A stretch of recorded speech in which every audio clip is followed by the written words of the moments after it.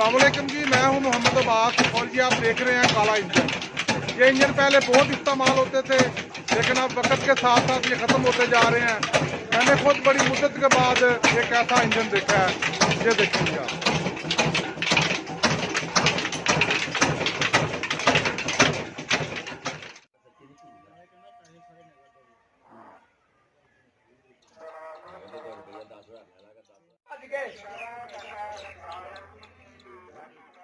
Engine ਤਾਂ ਹੀ ਵੱਜਦਾ ਜੀ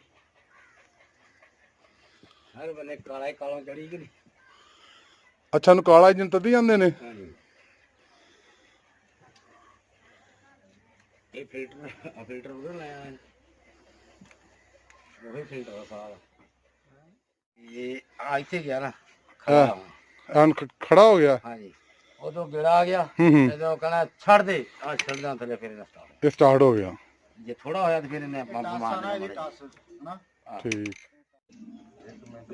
ਮੈਨੂੰ ਥੋੜਾ ਜਿਹਾ ਕੰਮ ਪੱਤੀ ਲਾ ਯਾਰ, ਤੁਹਾਨੂੰ ਵੀ ਪਤਾ ਨਹੀਂ ਯਾਰ, ਮੰਨਿਆ ਇਸ ਗੱਲ ਨੂੰ।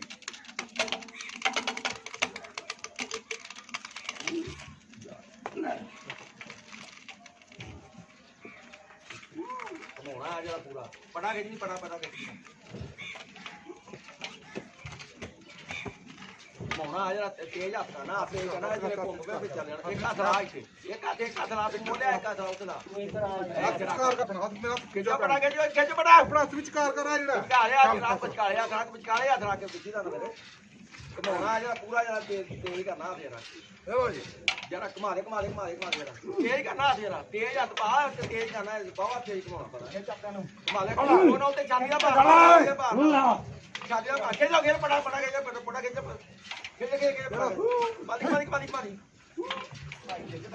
ਚਲੋ ਇਹ ਲੋ ਜੀ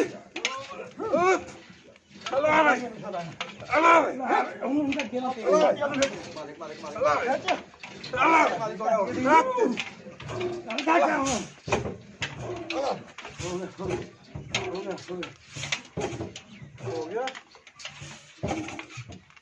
ਠੰਡਾ ਆਇਆ ਪਿਆ ਲੱਗਦਾ। ਇਹ ਸਟਾਰਟ ਹੋਏ ਨਾ, ਇਹ ਸੀ ਸਟਾਰਟ ਹੋ ਗਏ ਆ। ਪਸੀਨਾ ਆਇਆ ਕਿ ਨਹੀਂ? ਬੜਾ ਕੰਮ ਕਰਦੇ ਅੱਲਾ ਰਹਿਮ ਕਰੇ ਸਾਡੀ। ਬਿਸਮਿਲ੍ਲਾਹ ਮੀਆਂ ਨੂੰ ਅੱਗ ਲਾ ਹੁੰਦੇ ਜੀ ਜਾਨ ਸਾਡੇ ਉਮਰ ਹੈ ਜੀ।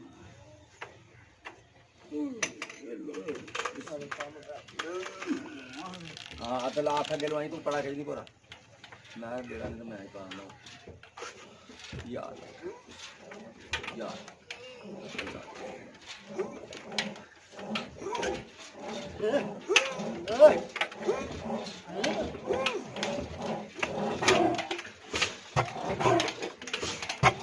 bak